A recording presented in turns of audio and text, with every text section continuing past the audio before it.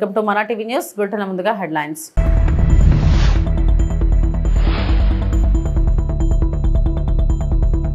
Trump అబద్ధాలు మోడీ చెప్పలేకపోతున్నారన్న కాంగ్రెస్ అధినేత Rahul.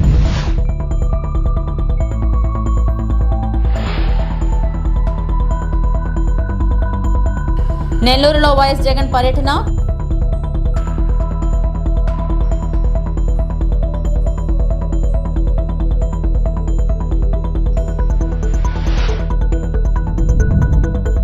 Supreme తీర్పు సీఎం రేవంత్ రెడ్డికి చెంపపెట్టు లాంటిది. ఎమ్మెల్యే వివేకానంద.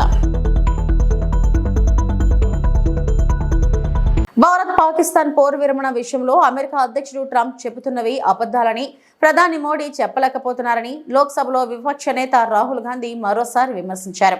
దీని వెనుక ఏదో రహస్యం దాగి ఉందని కప్పిపుచ్చేందుకు మోడీ ప్రయత్నిస్తున్నారని ఆరోపించారు.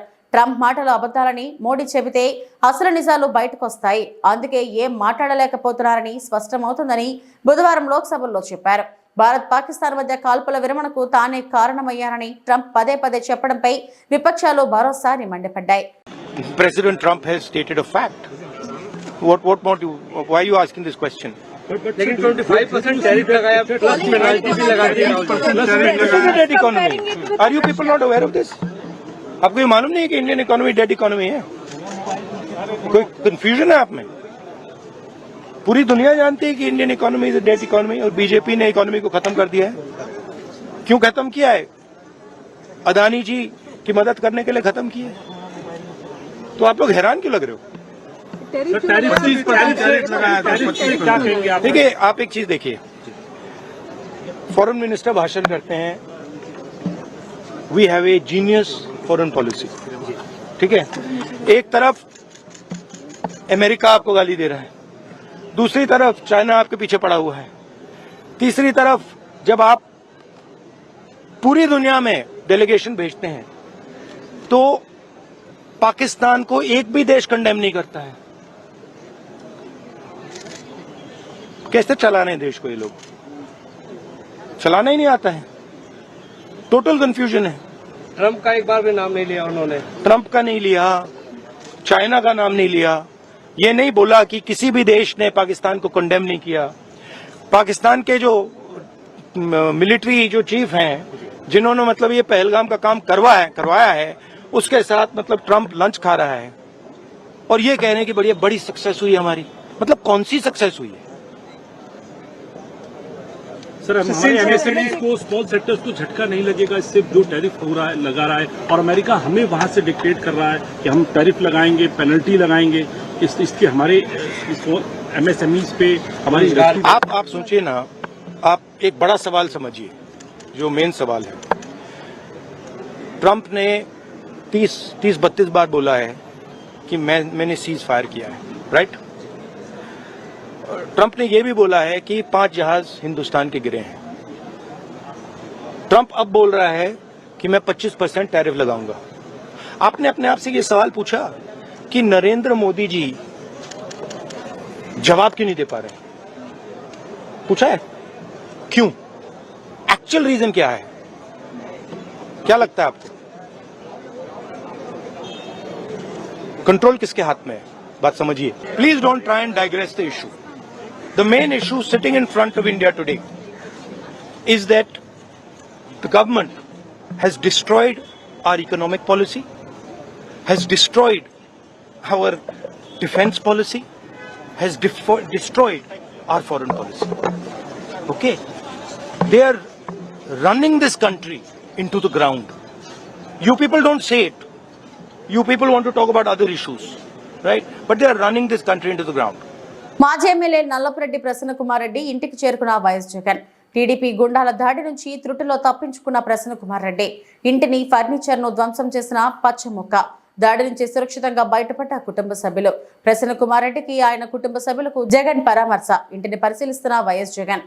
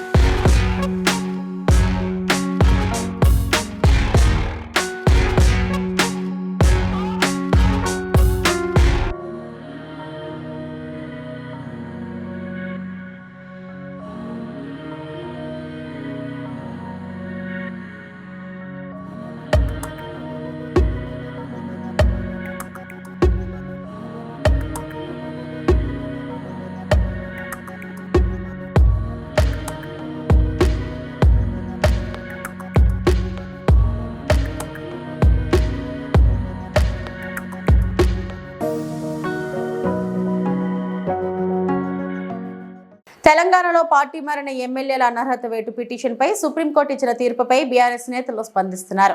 ఈ అనర్హత పిటిషనర్లపై 3 నెలల్లోపు స్పీకర్ నిర్ణయం తీసుకోవాలని సుప్రీంకోర్టు ఇచ్చిన తీర్పు సీఎం రేవంత్ రెడ్డికి చెంపపెట్టు లాంటిదని బీఆర్ఎస్ ఎమ్మెల్యే కేపీ వివేకానంద పేర్కొన్నారు.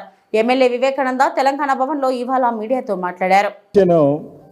మరి స్పీకర్ గారి దగ్గర పెండింగ్ ఉన్నది అనే ఉద్దేశంతో హైకోర్టుకి అదేవిధంగా సుప్రీంకోర్టుకి బీఆర్ఎస్ పార్టీ మరి లీగల్ సెల్ అప్రోచ్ అయ్యి దీంట్లో తగు న్యాయం చేయాలని చెప్పేసి చేసిన అభ్యర్థనని ఈరోజు సుప్రీంకోర్టు స్వీకరించి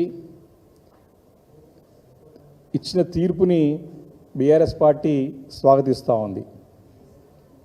సుప్రీంకోర్టు యొక్క తీర్పు సంచలన తీర్పు, ఇది ల్యాండ్ మార్క్ జడ్జిమెంటు. గతంలో ఇలాంటి విషయాల్లో అనర్హత వేటు వేసే విషయంలో ఎవరైతే పార్టీ ఫిరాయించినటువంటి ప్రజాప్రతినిధులు వేరే రాష్ట్రాల్లో కూడా చాలా సందర్భాలు ఎమ్మెల్యేలు కానీ ఎంపీలు కానీ చేసిన సందర్భంలో సుప్రీంకోర్టు గతంలోనే ల్యాండ్ మార్క్ జడ్జిమెంట్ 3 నెలల్లో తీర్పు తీసుకోవాలని చెప్పేసి ఉన్నటువంటి ఒక జడ్జిమెంట్ని పునరావృతం చేస్తూ ఇంకా చాలా మరి స్పష్టంగా మరి నిర్ణయం తీసుకోవాలని చెప్పి స్పీకర్ని ఆదేశించడం అనేది మరి ఒక దేశ చరిత్రలోనే మరి ఒక మొదటి తీర్పు, ఇది సంచలన తీర్పు ఇది. మరి దీన్ని బీఆర్ఎస్ పార్టీ తెలంగాణ సమాజం దేశమంతా కూడా మరి స్వాగతించి మరి దీనిపైన తగు నిర్ణయం తీసుకోవాలని చెప్పేసి కూడా మరి సందర్భంగా బీఆర్ఎస్ పార్టీ నుంచి మనవి చేస్తూ ఉన్నాం. 3 నెలల వ్యవధి స్పీకర్కి సుప్రీంకోర్టు పెట్టినా నేను ఈరోజు ముఖ్యమంత్రి గారికి చెప్తా ఉన్నాను, ముఖ్యమంత్రి గారికి సూచిస్తూ ఉన్నాను, మీరు ప్రజాస్వామ్యం పైన గౌరవం ఉంటే, మీ యొక్క పరిపాలన పనితీరుపై నమ్మకం ఉంటే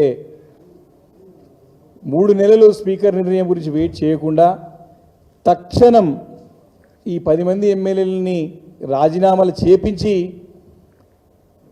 మరి ఎన్నికలకు వస్తే ఈ యొక్క శాసన వ్యవస్థ యొక్క డెమోక్రటిక్ సిస్టంలో మన పార్లమెంటరీ ఒక వ్యవస్థ గౌరవాన్ని కాపాడిన వాళ్ళం అవుతామని చెప్పి ఈ సందర్భంగా నేను ముఖ్యమంత్రి గారికి సూచిస్తూ ఉన్నాను.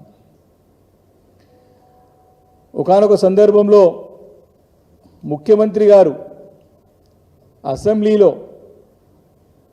10 మంది ఎమ్మెల్యేలు పార్టీ ఫిరాయించినారు, బీఆర్ఎస్ పార్టీలో గెలిచి కాంగ్రెస్లోకి వచ్చినారు, ఉప ఎన్నికలు ఎలా వస్తాయి అధ్యక్ష అని చెప్పి అసెంబ్లీలో ప్రశ్నించినాడు. ఈరోజు ముఖ్యమంత్రి గారికి సుప్రీంకోర్టు చెంపపెట్టు లాంటి సమాధానం ఇస్తూ ఉప ఎన్నికలు ఎలా వస్తాయో సమాధానం వారి తీర్పు ద్వారా లభించింది ఈరోజు ముఖ్యమంత్రి గారికి అని చెప్పి సందర్భంగా మనవి చేస్తూ ఉన్నాను. న్యాయ వ్యవస్థను కూడా శాసించే విధంగా ముఖ్యమంత్రి గారు మాట్లాడిన తీరుని సమాజం అంతా కూడా సభ్య సమాజం అంతా కూడా చూసిన సంగతి గుర్తు చేస్తూ ఉన్నాను. వారు ఆ రోజు ఉపన్యాసం చూసి ఆశ్చర్యపోయినారు. కోర్టులో కేసు ఉండంగా, అనర్హత పిటిషన్లో పెండింగ్ ఉండంగా వారిని ఇలా ఎలక్షన్స్ వస్తాయని వారి కోర్టు తీర్పునే కేసు పెండింగ్ ఉండంగా కూడా ఎలా ఎన్నికలు వస్తాయని చెప్పి, అంటే న్యాయ వ్యవస్థనే శాసించే విధంగా, న్యాయ వ్యవస్థనే ప్రశ్నించే విధంగా, న్యాయ వ్యవస్థనే అవమానించే విధంగా ముఖ్యమంత్రి గారు మాట్లాడిన మాటల్ని సుప్రీంకోర్టు కూడా తప్పుపట్టిన సంగతిని ఈ సందర్భంగా నేను మనవి చేస్తాను. గతంలో పట్టింది, ఇప్పుడు కూడా సుప్రీంకోర్టు ముఖ్యమంత్రి గారు అన్న మాటల్ని తప్పుపట్టింది. మేము పదే పదే మొదటి నుంచి చెప్తా ఉన్నాం, ముఖ్యమంత్రి గారి యొక్క మాట తీరు, ముఖ్యమంత్రి రేవంత్ రెడ్డి గారి యొక్క వ్యవహార శైలి ఇది రాష్ట్ర ప్రతిష్టని మంటగలిపే విధంగా ఉంది అని చెప్తా ఉన్నాము. దానికి ఒక ఉదాహరణ, శ్రీశైలం ప్రాజెక్టు పూర్తి స్థాయి నీటి మట్టానికి చేరుతుండటంతో 8 గేట్లు 10 అడుగుల మేర ఎత్తి 2,92,370 క్యూసెక్కుల వరద నీటిని అధికారులు దిగువ నాగార్జున సాగర్ కు వదిలారు. దిగువ నుంచి 2,76,641 క్యూసెక్కుల వరద నీరు ప్రాజెక్టులోకి వచ్చి చేరుతుండటంతో నీటి నిల్వ 883 అడుగులకు చేరుకుంది. ప్రాజెక్టు పూర్తి స్థాయి నీటి నిల్వ 885 అడుగులు. ప్రస్తుతం ప్రాజెక్టులో నీటి నిల్వ సామర్థ్యం 204.7880 కాగా టీఎంసీల నీరు పూర్తి స్థాయి సామర్థ్యం కలిగి ఇప్పటి వరకు 2,15.8070 టీఎంసీలు ఎగువ నుంచి భారీగా వస్తున్న నీటిని దృష్టిలో ఉంచుకొని 8 గేట్ల ద్వారా 2,92,370 నీటిని సాగర్ జలాశయానికి నీటిని వదిలారు. కుడి ఎడమగట్టు విద్యుత్ కేంద్రాలలో విద్యుత్ ఉత్పత్తి ద్వారా 66,896 క్యూసెక్ల నీరు వదిలేశారు. గతేడాదితో పోలిస్తే ఈ ఏడాది శ్రీశైలానికి వరద నీరు జూలై నెలలో పూర్తి స్థాయికి చేరుకోవడం, వీటిని దిగువ వదిలివేయడం విశేషం. సందర్శకులు డ్యాం గేట్లు ఎత్తడంతో సందర్శకులు కోలాహలంగా నెలకొంది.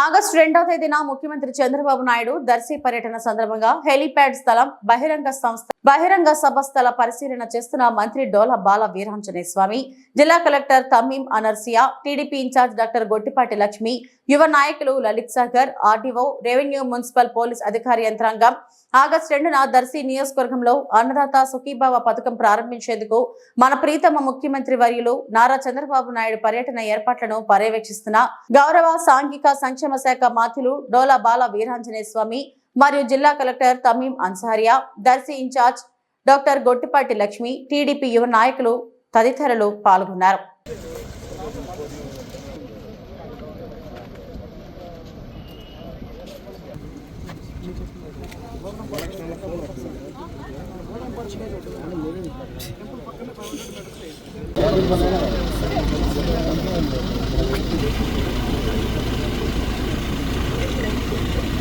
అల్లూరు సీతారామరాజు జిల్లా పెద్దబయలు మండలం చెందిన 14 గ్రామ పంచాయతీలు గుత్తలపుట్టు మండలం కావాలని డిమాండ్ చేస్తూ మొదటి రోజు కుంతర్ల పంచాయతీలో ర్యాలీ నిర్వహించి నినాదాలు చేశారు. ఈ సందర్భంగా గుత్తలపుట్టు మండల సాధన కమిటీ సభ్యులు వంతల సూరిబాబు, వనుగూరి బాబుజీ, తాంగుల మహేష్ మాట్లాడుతూ 14 పంచాయతీలకు ప్రత్యేక మండలం ఇవ్వాలని డిమాండ్ చేశారు. ఈ 14 పంచాయతీలకు గాను గుత్తలపుట్టు అనుకూల ప్రాంతమని, ప్రజల సౌలభ్యానికి సౌకర్యవంతంగా ఉంటుందని అన్నారు. ప్రజల ఆమోదంతోనే మండలం ఏర్పాటు చేయాలి. తక్షణమే గుద్దులపుట్టు మండలం వర్ధిల్లాలి. గుద్దులపుట్టు మండల సాధన కమిటీ ఏర్పాటు చేయాలి. వెంటనే గుద్దులపుట్టు మండలం గుత్తులపుట్టు నూతన మండలం ఏర్పాటు చేయాలి. నూతన మండలం ఏర్పాటు చేయాలి. నూతన మండలం ఏర్పాటు చేయాలి. పూర్తయినప్పటికీ మా కుంతుర్ల మారుమూల గ్రామంలో ఇప్పటికి ఇంకా పూర్తి స్థాయిలో రహదారులు లేవు. మరి అదేవిధంగా నూతన మండలాలు ఏర్పాటు చేసే మరి తరుణంలో మాకు కుంతుర్ల పంచాయతీలు, మరి అలాగే మరి కోడపల్లి, కిమ్ముడిపల్లి, నెక్స్ట్ గూడ, మరి మఠం పంచాయతీ, డోకులూరు, ఇలా కలుపుకొని సుమారుగా 14 పంచాయతీలు మాకు అంటే ప్రజలు రాకపోకలకి మరి వాళ్ళ సౌలభ్యాలకి మరి అదేవిధంగా ఒక మండలం అంటే అల్లూరి సీతారామరాజు జిల్లాకు కొంచెం దగ్గరలో ఉందని చెప్పేసి మేమందరూ కూడా గుత్తలపుట్టుని మండలంగా మేము కావాలని చెప్పేసి ఈరోజు గుత్తలపుట్టు మండల సాధన కమిటీ ద్వారా మేము డిమాండ్ చేస్తూ ఉన్నాము. అదే తరుణంలో ఈరోజు కుంతుర్ల పంచాయతీలోని సుమారుగా ఒక 23 గ్రామాల ప్రజలు ఈరోజు మేము నిరసన ర్యాలీ ద్వారా డిమాండ్ చేస్తున్నాము మాకు గుత్తలపుట్టిన మండలం కావాలని చెప్పేసి. ఎందుకంటే మరి పెదబయలుకు ఈరోజు మాకు సుమారుగా ఒక 60 కిలోమీటర్లు మారుమూల లూప్ లైన్లో ఉండడం వల్ల మన మండల అధికారులు కానీ ఈరోజు ఇక్కడ పర్యవేక్షించడంలో పూర్తిగా నిర్లక్ష్యం వహిస్తున్నారు. మరి అదేవిధంగా ఏ ప్రజాప్రతినిధులు కూడా ఏ మండల ఎంపీడీఓ గారు కానీ ఎవరు కూడా ఈరోజు మారుమూల గ్రామాల్లో వచ్చి పర్యటించేటువంటి సమస్యలు ఉన్నాయని అడిగి తెలుసుకునేటువంటి పరిస్థితి లేదు. అందుకబట్టే మాకు దగ్గరలో ఉన్నటువంటి పల్లి పంచాయతీ మా ప్రధాన డిమాండ్ ఏమంటే గుత్తులపుట్టు మండల కేంద్రంగా మాకు ఏర్పాటు చేయాలని ప్రధాన డిమాండ్. కాబట్టి ఇక్కడ 14 పంచాయతీ ప్రజలకు చాలా నడక రూపంలో అయితేనేమి బస్సు సౌకర్యం అయితేనేమి చాలా ఇబ్బందిగా గురవుతున్నాం. అలాగే ఆఫీసర్స్ కలవాలంటే పెద్దబెల్లి వెళ్ళాలంటే సుమారు 60 నుంచి 70 కిలోమీటర్లు మనకు వెళ్ళాల్సి ఉంటుంది. కాబట్టి మేమందరూ కోరుకున్నది ఒకటి, ఈ 14 పంచాయతీలందరూ మాకు గుత్తులపుట్టునే మండలంగా కేంద్ర బిందుగా చేస్తే ప్రతి 14 పంచాయతీలు ప్రజలకందరికీ అందుబాటులో ఉంటుంది. కాబట్టి గుత్తులపుట్టుని మండలం కేంద్ర బిందుగా మాకు ప్రకటించాలని మా ప్రధాన డిమాండ్ మేము చేస్తున్నాం. సిపిఐ పట్టణ కార్యదర్శి ప్రముఖ న్యాయవాది జూనబోయిన శ్రీనివాసరావు ప్రెస్ మీట్.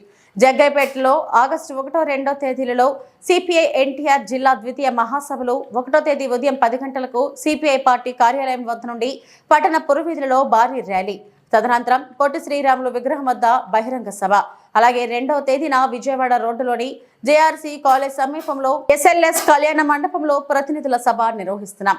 ఈ 2 కార్యక్రమాలకు సిపిఐ నాయకులు, కార్యకర్తలు, సానుభూతి పరులు, కార్మికులు, కర్షకులు, వర్తక వాణిజ్య సంఘాల వారు ప్రతి ఒక్కరూ పాల్గొవాలని, కార్యక్రమాన్ని విజయవంతం చేయాలని కోరుతున్నారు. 100 సంవత్సరాల సుదీర్ఘ చరిత్ర కలిగినటువంటి భారత కమ్యూనిస్టు పార్టీ ఎన్టీఆర్ జిల్లా ద్వితీయ మహాసభలు జగ్గయ్యపేట పట్టణంలో ఎస్ఎల్ఎస్ కళ్యాణ మండపం జేఆర్సీ రోడ్లో జరుగుతూ ఉన్నాయి.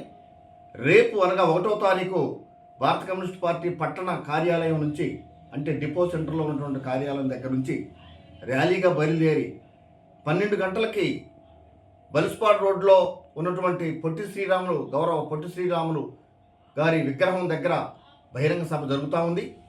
ఈ యొక్క కార్యక్రమంలో దాదాపు 40 సంవత్సరాల తర్వాత జగ్గయ్యపేటలో ఈ యొక్క జిల్లా మహాసభలు జరగటం అనేది పట్టణంలో ఉన్న ప్రతి ఒక్క కమ్యూనిస్టు పార్టీ కార్యకర్త గర్వించదగ్గ విషయం. ఈ కార్యక్రమం జయప్రదం చేయడానికి మరి ముఖ్యంగా కామ్రేడ్స్ అందరూ కూడా, మహిళా కామ్రేడ్సు, సానుభూతి పరులు, శ్రేయోభిలాషులు, సంఘటిత అసంఘటిత కార్మికులు, ఉద్యోగస్తులు, ప్రతి ఒక్క సానుభూతి పరుడు కమ్యూనిస్టు పార్టీ యొక్క సుదీర్ఘ చరిత్ర, జగ్గయ్యపేటలో దాదాపు 15 సంవత్సరాలు మరి కమ్యూనిస్టు పార్టీ ఎమ్మెల్యేగా ఉండి ప్రజలకు సేవ చేసిన విషయాన్ని కూడా ఒకసారి మరి చిరస్మరణం చేసుకుంటూ కార్యక్రమాలు జయప్రదం చేయడానికి మీ సహాయ సహకారాలను మేము కోరుకుంటా ఉన్నాం. ఈ కార్యక్రమంలో జయప్రదం చేయడానికి ప్రతి ఒక్కరు కూడా ముందుకొచ్చి ఈ యొక్క కార్యక్రమాన్ని దిగ్విజయం చేయాలని చెప్పేసి భారత కమ్యూనిస్టు పార్టీ జగ్గయ్యపేట పట్టణ సమితి ప్రధాన కార్యదర్శిగా మరియు న్యాయవాదిగా మీ యొక్క సహాయ సహకారాలను కోరుకుంటా ఉన్నాను. అంతేకాకుండా గతంలో దాదాపు మరి 100 సంవత్సరాల చరిత్రలో కూడా ఈ జగ్గయ్యపేటలో దాదాపు 10-15 సంవత్సరాల నుంచి ప్రతి ఒక్క సమస్య ప్రయోజనాలకు సంబంధించిన ప్రతి ఒక్క సమస్యను కూడా సిపిఐ ముందుండి మరి బయటికి తీసి ప్రభుత్వం దృష్టికి తీసుకొచ్చి ప్రజలకు న్యాయం చేయడానికి ఎంతో వ్యయ ప్రయాసాలు కోర్చి మరి కార్యక్రమాలను ముందుకు జరిపించాం. ప్రతి ఒక్క ప్రజలు కూడా భారత కమ్యూనిస్టు పార్టీ నిస్వార్థంగా, నిక్కచ్చిగా, నిజాయితీగా చేస్తున్నటువంటి ప్రజలకు తరపునటువంటి పోరాడుతున్నటువంటి పోరాటాలను గమనించి కార్యక్రమం జయప్రదం చేసి ప్రజాస్వామ్యంలో భారత కమ్యూనిస్టు పార్టీ యొక్క సముచిత స్థానాన్ని మీరందరూ ఇవ్వాలని కోరుకుంటా ఉన్నాను. మహబూబాబాద్ నగర్ 108 వాహనంలో ఆక్సిజన్ అందక రైతు మృతి. 108 వాహనంలో ఆక్సిజన్ అందక ఓ రైతు మృతి చెందిన విషాదకర ఘటన మహబూబ్ నగర్ జిల్లాలో జరిగింది. వివరాల ప్రకారం బుధవారం మూసాపేట్ మండలం నిజాల్పూర్కు చెందిన బోసయ్య తన వ్యవసాయ పొలంలోని పనిచేస్తుండగా అస్వస్థతకు గురయ్యాడు. హుటాహుటిన 108 వాహనం ద్వారా జిల్లా కేంద్రానికి తరలిస్తుండగా ఆక్సిజన్ అందక వాహనంలోనే మృతి చెందాడు. ఆక్సిజన్ వాహనాలు ఎందుకు నడుపుతున్నారంటూ సిబ్బందిపై మృతుడి కుటుంబ సభ్యులు ఆగ్రహించారు.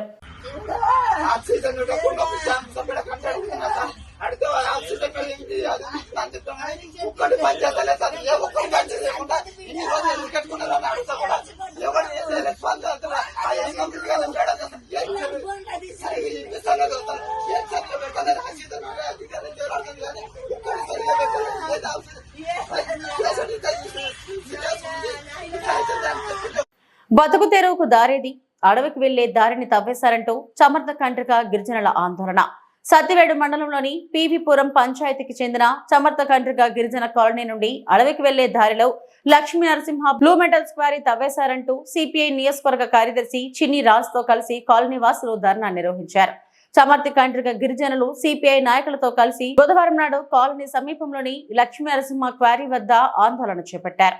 ఈ సందర్భంగా గిరిజనులు మాట్లాడుతూ తరతరాలుగా గిరిజన కాలనీ నుండి బతుకు తెరువు కొరకు అడవిపై ఆధారపడుతున్నామన్నారు. అడవికి వెళ్లడానికి అనేక తరాల నుండి ప్రస్తుతం లక్ష్మీ నరసింహ క్వారీ కంపెనీ తవ్వకాలు చేపడుతున్న సర్వే నెంబర్ 136, 137 అను ప్రభుత్వ భూములను వాడుతున్నామన్నారు. అయితే ప్రస్తుతం ఈ భూములలో బ్లూ మెటల్ క్వారీ తవ్వకాలు జరపడం ద్వారా తమకు దారి లేకుండా చేశారంటూ వాపోతున్నారు. స్థానిక పంచాయతీ ఉపాధ్యక్షుడు దామురాజు మాట్లాడుతూ గ్రామం మొత్తానికి అడవికి వెళ్లడానికి ఇదే ప్రధాన దారి కనుక అధికారులు స్పందించి న్యాయం చేయాలన్నారు. ఈ కార్యక్రమంలో ఏవైఎఫ్ నాయకులు మురళి, చంద్ర, ధనుంజయ్ చెట్టి, లక్ష్మి, పోలమ్మ, చెంచయ్య, పలువురు గిరిజనులు పాల్గొన్నారు. అక్రమంగా జరుగుతున్న క్వారీల లీజులను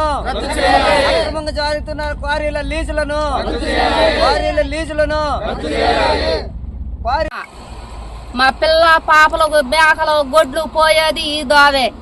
మాకు ఈ దోవ వదలాలి. గుడికి పోయేదానికి కూడా దోవలా, మాకు కనీసం పూజ చేసుకునే దానికి కూడా దోవలా.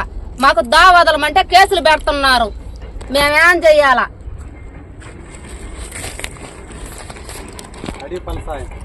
మేము అడిగి పోయేవాళ్ళం. మేము పొద్దుపోతే తెల్లారితే ఈతకు బావాలా.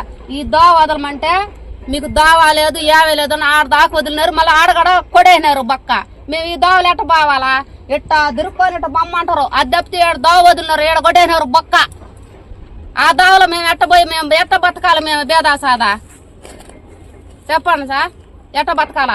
వాళ్ళకి తెలదా మనం డబ్బులు సంపాదించుకుంటున్నామే, ఆ బేదా సాదా ఎట్ట బతకాలా అని వాళ్ళకి తెలదా? ఫస్ట్ దోవ ఉన్నిందే వాళ్ళకి వదలాలని చెప్పేసి వాళ్ళకి తెలదా? ఫస్ట్ నుంచి కూడా అడుక్కుంటున్నాం కదా. మాకు ఈ దోవ వదిలేస్తే మీరు ఎట్టన్నా కొట్టుకోండి అని చెప్పేసి అన్నాం కదా. వాళ్ళు వదిలినారు మాకా? ఏడ వదిలినారు మాకా? జిల్లా సత్తివేడు నియోజకవర్గంలోని పీవీపురం పంచాయతీ సమర్థ కేంద్రిగా ఈ ప్రాంతం అంతా కూడా ఇక్కడ 3 క్వారీలు ఉన్నాయి. జేకే స్టోన్ క్రషర్ అని ఒకటి, 7 హిల్స్ అని ఒకటి, లక్ష్మీ బాలాజీ అనేది ఒకటి ఉంది.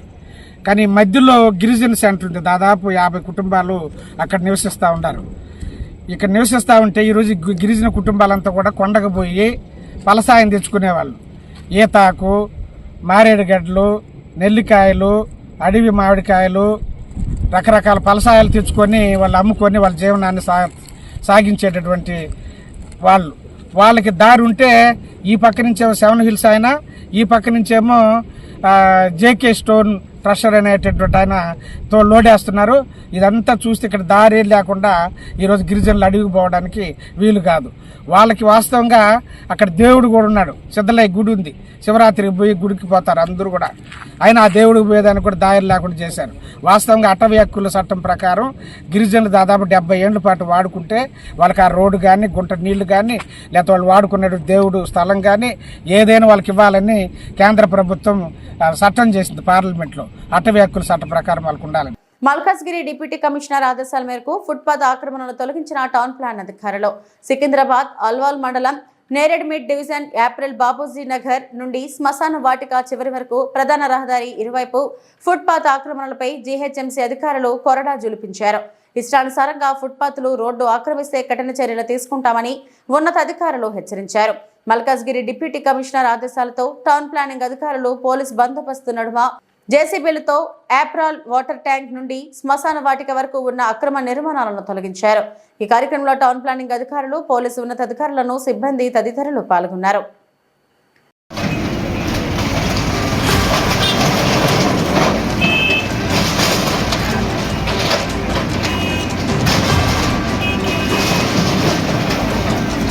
ఏప్రాల్లో అక్రమంగా వెలిసిన రోడ్డు పైన వెలిసిన షెడ్లు అవన్నీ మున్సిపల్ అధికారులు తీసేస్తున్నారు.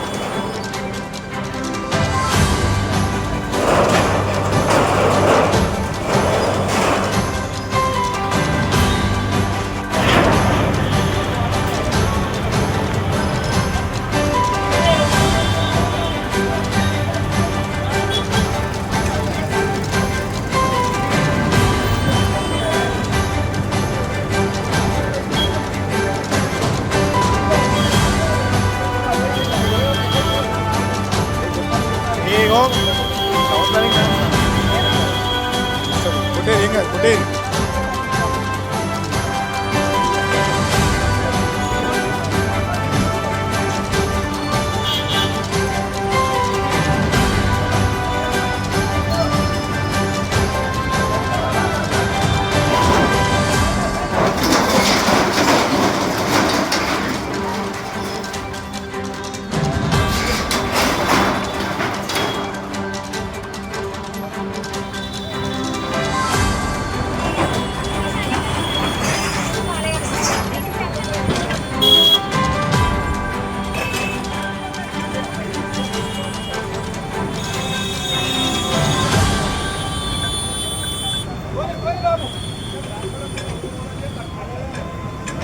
ఇవి ఇప్పటివరకు నా బులెటిన్ అప్డేట్స్. నమస్తే.